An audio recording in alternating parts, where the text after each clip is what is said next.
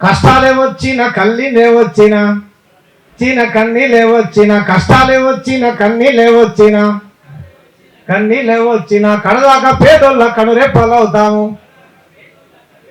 తాము కడదాకా పేదల కనురెప్పలవుతాము అవుతాము. అలుపు ఎరగని కళాకారుల మేమంతా బాబా సాయం ముద్దు బిడ్డల మేమంతా అలుపు ఎరగని కళాకారుల మేమంతా బాబా సాయం ముద్దు బిడ్డల మేమంతా పేదోళ్ళ కష్టాన్ని కొల్లగొట్టేటోళ్ళ దాన్ని కొల్లగొట్టేటోళ్ళ కార్మికుల రక్తాన్ని దోసుకునేటోళ్ళ కార్మికుల రక్తాన్ని దోసుకునేటోళ్ళ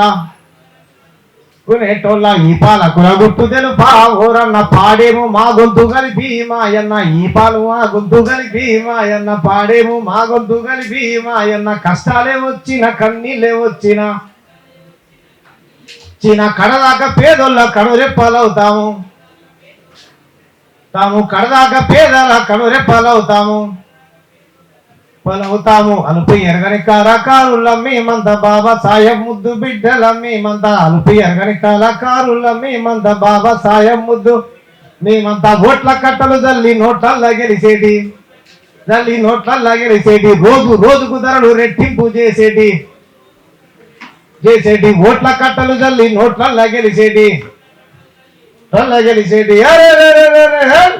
అరే ఈ పాలకుల గుట్టు తెలుపా ఓరన్న పాడేము మా గొంతు కలిపి మాయన్న ఈ పాలకుల గుట్టు తెలుపా ఓరన్న పాడేము మా గొంతు కలిపి మాయన్న. Thank you. జై భీమ్ జై భారత్. విజయశంకర స్వామి గారు, పిఎన్ మూర్తి సారు నాకు ఏదైనా మంత్రం అర్థం కాకపోతే ఫోన్ చేసి అడిగేవాడిని, మంత్రం తాత్పర్యం చెప్పేవాడు. పిఎన్ మూర్తి సారే నన్ను ఒక శివభక్తుడిగా తయారు చేద్దాం అనుకుంటున్నా కానీ నేను సమ్మక్క సారక్కల భక్తులని ఆల్రెడీ చెప్పిన సార్కు. సరే ఓకే, వాళ్ళని కూడా నేను గౌరవిస్తా. ఇటువంటి గొప్ప వ్యక్తులు అంటే ఒక డెమోక్రసీ, ఒక ప్రజాస్వామ్య విలువల్ని కోరుకునేటువంటి హిందుత్వవాదులే వాళ్ళ టార్గెట్.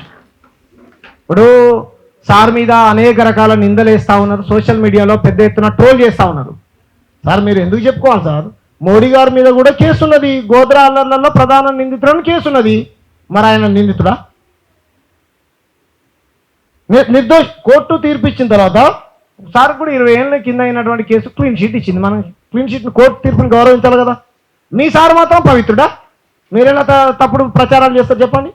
గోత్రాలలో హిందువుల ముస్లింల చావులకు మీరే కారణం అంట కదా మోడీ గారని ఓ జర్నలిస్ట్ మైక్ పెడితే 7 చీరల నీళ్ళు తాగిండు మోడీ గారు, తెలుసా? మరి సమాధానం చెప్పలే. అట్లా సార్ సమాధానం చెప్పకుంటున్నాడా?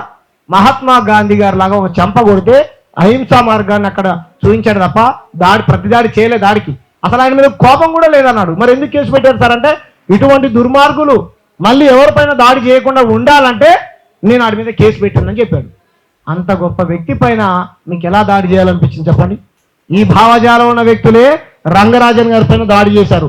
ఈ భావజాలం ఉన్న వ్యక్తులే మా దళిత ఎమ్మెల్యేల పైన, నేనేమో పార్టీ కాదు సార్, మా దళిత ఎమ్మెల్యేల ఇంటి మీదకి మంత్రం అర్థం కాలేదంటే పోయి కొట్టారు వాళ్ళే. మీరు ఏమనలేదు. ఇప్పుడు దీన్ని ఏమంటారో నాకైతే తెలియదు సార్. తలకాయ మీద ఉన్నదా సార్, ఈ మెడకాయ మీద ఉన్నదా ఏమంటారు? తలకాయ అంటారు కదా. మెడకాయ మీద ఉన్నదా తలకాయ అంటారు కదా. తలకాయ అంటావా? నువ్వు అంత నిజాయితీ పరుడు అయితే నువ్వు కూడా తలకాయ అన్నావు కదా బాబు. మరి నువ్వు ఏమన్నావు? నువ్వు చెప్పకపోతే నువ్వు కూడా తలకాయ. ఆయన ఒక్కసారి అన్నాడు, నువ్వు 10 సార్లు అన్నావు తలకాయ అంటావు. మరి నిన్ను ఎన్నిసార్లు కొట్టాలి చెప్పు? కాబట్టి ఒక రకమైన దుర్మార్గమైన భావజాలాన్ని ఎక్కించుకొని ఇలా మాట్లాడే వాళ్ళు నీకేం సంబంధం? మోడీ గారు రాముడి గారికి పాఠాలు చెప్తున్నాడు. బాల రాముడిని నరేంద్ర మోడీ గారు స్కూల్లోకి తీసుకుపోయినట్టు, కాలేజీలోకి తీసుకుపోయినట్టు ఫోటోలు ప్రచారం చేస్తారు. ఎంత తప్పు! శ్రీకృష్ణుడు ముందు పుట్టిండా, రాముడు ముందు పుట్టినా, నరేంద్ర మోడీ ముందు పుట్టిండా? నరేంద్ర మోడీ గారు రాజకీయ నాయకుడు, ఆయన ఓడిపోతాడు. ప్రజలు మళ్ళీ ఓట్లు వేసినారనుకో గెలుస్తాడు, ఓడిపోతాడు. భగవంతుడు అందరూ వాడు కదా. అదే అడిగారు రమణమూర్తి గారు. తప్పేంటి? లక్నోలో ఒక బీజేపీ నాయకుడి ప్రచార రథం ముందు హనుమంతుని ఆడిస్తున్నారు సార్. తప్పని చెప్పాడు. తప్ప? హనుమంతుడు ఎక్కడ పుట్టాడు? ఇక్కడ పుట్టాడని, బెంగళూరులో పుట్టాడని చెప్పాడు మోడీ గారు. అప్పుడు వచ్చి బెంగళూరులో పుట్టాడని చెప్తే మోడీ గారు మిమ్మల్ని ఓడిచ్చాడు. హనుమంతుడు బెంగళూరులో కాంగ్రెస్ పార్టీని అధికారంలో తీసి మిమ్మల్ని కూర్చోబెట్టలే. కాబట్టి మీకు అదంతా ఎందుకు? అసలు అయోధ్యలోనే మీరు అధికారంలో లేరు. మిమ్మల్ని అయోధ్యలోనే శ్రీరామచంద్రుడు ఓడిచ్చాడు.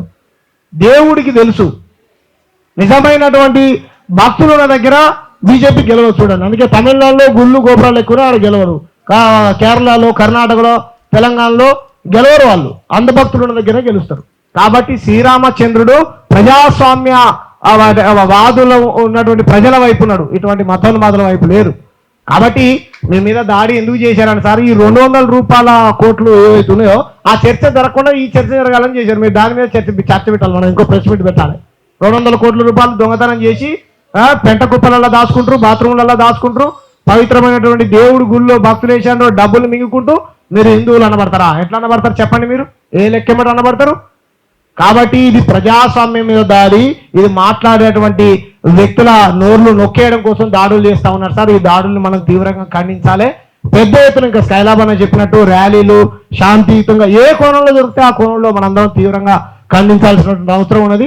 రచయితలు పాటలు కూడా రాయాలి, ఈ మతోన్మాద శక్తులు బుద్ధి చెప్పాలి. మళ్ళీ ఇంకోటి చెప్తాను, అసలు ఇక్కడ తప్పుగా అనుకోకండి, నాకు కొంచెం ప్రాంత పిచ్చి కాబట్టి ఇక్కడ కాదు సార్, రాయలసీమ నుంచి బతుకు తెరుగు కోసం వచ్చిండు. మా తెలంగాణలో పంచాయతీ పెట్టేటోళ్ళు మొత్తం ఇటు మంది 8 మంది ఆడోళ్ళు ఉంటారు, ఇటు మంది 8 మంది మగోళ్ళు. ఆ కుంఫు కరాటే వీళ్ళంతా ఆడోళ్ళు, వీళ్ళు ఇక్కడ కానే కదా వాళ్ళు ఇక్కడ అమ్మతోడు ఇక్కడ కానే కదా వాళ్ళు. వీళ్ళు తీయండి వాళ్ళ ఆధార్ కార్డులు, ఆ సుగుణ బిగున వీళ్ళంతా ఇక్కడోళ్ళు కాదు. ఒక్క అమారా ప్రసాద్ ఇక్కడోడు చెప్పుకుంటాడు ఆయన, ఏపీ ఆయన కూడా ఇక్కడోడు కాదంట, వలసదారుడే. వీళ్ళంతా మూట. ఎందుకంటే ఈ 10 ఏళ్ళు ఎప్పుడు లేదు సార్ తెలంగాణలో. మా రోజు వీరన్న గురించి, బెలిలతక్క గురించి, ఏమంటారు మా సాగలేలవ గురించి, మహాత్మా పూలే గురించి, మా రాముల సార్ అయితే బాబాసాహెబ్ అంబేద్కర్ గురించి ఎక్కువ చర్చ.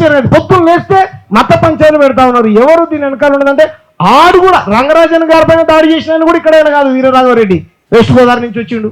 ఈయన ఇక్కడైనా కాదు, కర్నూలు నుంచి వచ్చిండు. మన పంచాయతీ పెట్టిన వాళ్ళు అంతా ఇక్కడ కాదు. కాబట్టి నేను ఏమంటున్నా, మాకు రాయలసీమ అంటే గౌరవం ఉన్నది. అంత గొప్ప పాట రాశాడు ఎంకన్నా, నన్నుగన్న నా తల్లి రాయలసీమ రత్నాలసీమ, వేమన్ అక్కడే పుట్టాడు. నేను ఎంగనూరు ఆ ప్రాంతంకి వెళ్తే ఒక కొండారెడ్డి గురించి మా పక్క ప్రాంతం అంటే గౌరవం. కానీ పక్క ప్రాంతం వ్యక్తులు వచ్చి ఇక్కడ ఉన్నటువంటి ప్రజాస్వామ్యవాదులపైన మేధావులపైన దాడి చేస్తున్నారంటే ఇది ఒకరు భుజాల మీద తుపాకీ పెట్టి మన నేలను కాలుస్తూ ఉన్నారు. తెలంగాణ ప్రజలు కూడా చాలా జాగ్రత్తగా ఉండాల్సినటువంటి అవసరం ఉన్నది. మోడీ గారుతోని లేకపోతే ఈ చంద్రబాబు నాయుడుతోని వీళ్ళిద్దరు ఆదర్శ బ్రదర్స్, చందన బ్రదర్స్, ఈ ఇద్దరు బ్రదర్స్ కలిసి ఈ తెలంగాణలో ఉన్నటువంటి ప్రశాంతమైన ప్రజాస్వామ్య వాతావరణాన్ని ఖరాబ్ చేయాలనుకుంటున్నారు సార్. ఇది మేము చాలా బాధపడుతున్నాం. మీ మీద జరిగినటువంటి దాటిని వీసీకే రాష్ట్ర కమిటీగా మా నాయకులు మేము అందరం ఖండిస్తా ఉన్నాం. మీరు ధైర్యంగా కొట్లాడండి. మీరు పెద్ద మాట అన్నారు, నేను చావడానికైనా సిద్ధం అన్నారు. మీరు సిద్ధం కావచ్చు సార్. మిమ్మల్ని ఎవడన్నా అలా చేయడానికి వస్తే మేము చంపడానికి కూడా సిద్ధం. కాబట్టి మీరు చావకండి. మీరు బతుకుతే ఇంకో 100 మందికి అలాంటి వాళ్ళు ఏమో సార్. మేము సోల్జర్స్, భగత్ సింగ్ కూడా తక్కువ రోజులు బతికాడు కానీ ఇంతమందిని ప్రభావితం చేశాడు. మీరు ఎక్కువ రోజులు బ్రతకండి, మేము మీకోసం అమలు అవుతాం, మీరు అమలు కాకండి. Thank you. జై భీమ్, జై భారత్, జై తెలంగాణ.